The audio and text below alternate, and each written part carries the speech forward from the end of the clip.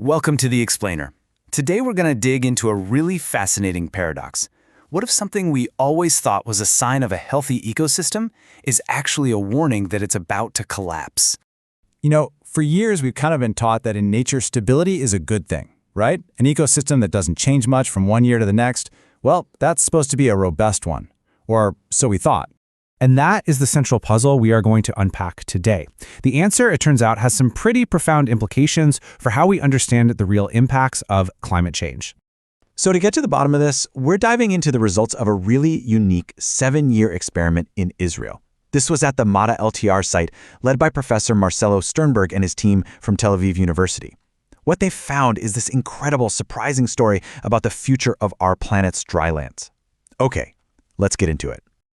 All right, so the first domino to fall in this whole story is a really fundamental shift in what's actually controlling life in this ecosystem. For decades, the common wisdom was that plant growth was all about one thing: how much rain fell. Simple enough. But what this long-term study found is that, well, that's just not the whole story anymore. So what's really driving things now? It turns out it's not just about the amount of rain. The new heavy hitters are things like the diurnal temperature range, or DTR. That's just the big swing between day and night temperatures, and the vapor pressure deficit, or VPD, which is basically how thirsty the air is. When you get both of those happening at once, you've got this new beast called a compound drought. Okay, so we have this new kind of drought. What does it actually do to the ecosystem? Well, let's look at how this new stress impacts the most visible part of it all: the plants. Now, what's really fascinating here is that the plants didn't just give up right away. For the first year or two, things seemed pretty steady, like the ecosystem was resisting. But then, as that stress just kept piling on, you start to see this slow, steady erosion, a clear loss of different plant species.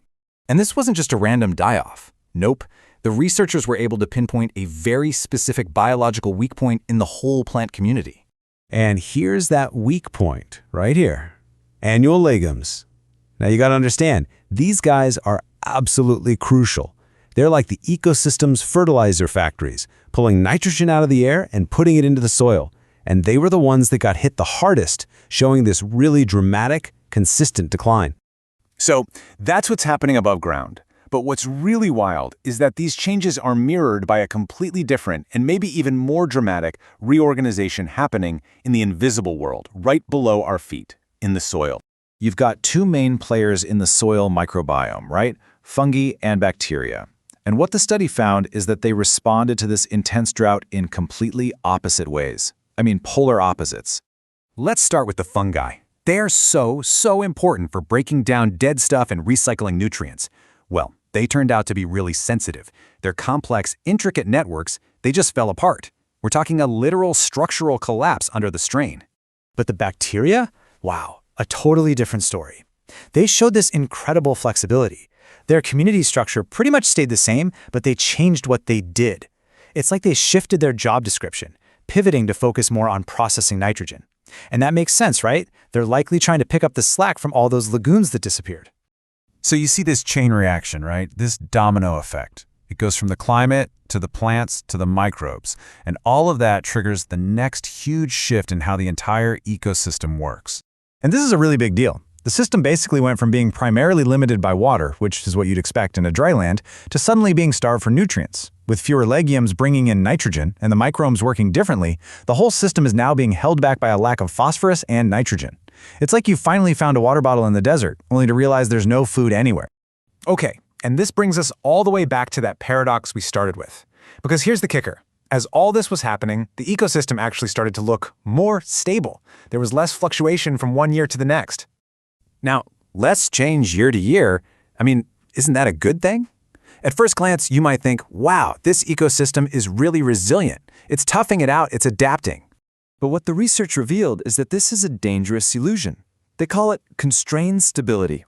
The system isn't stable because it's strong. It's stable because it's trapped. It's so weakened that it can't even respond anymore. Think of it like a machine that's stuck in a permanent low power mode. So to put it simply, this is not healthy stability. This is the stability of a system that has lost its capacity to do anything. It can't grow, it can't change, and most importantly, it can't bounce back. So let's just trace that pathway one more time. It starts with the climate shifting, hotter days, drier air. That puts pressure on the vegetation, knocking out the crucial legumes. That, in turn, causes the microbial world to reorganize, the fungi collapse, and the bacteria shift their jobs.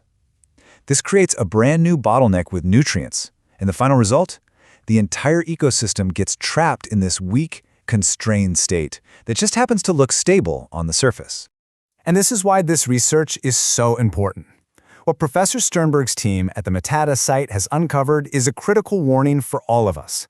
As our world keeps changing, it forces us to ask a really unsettling question.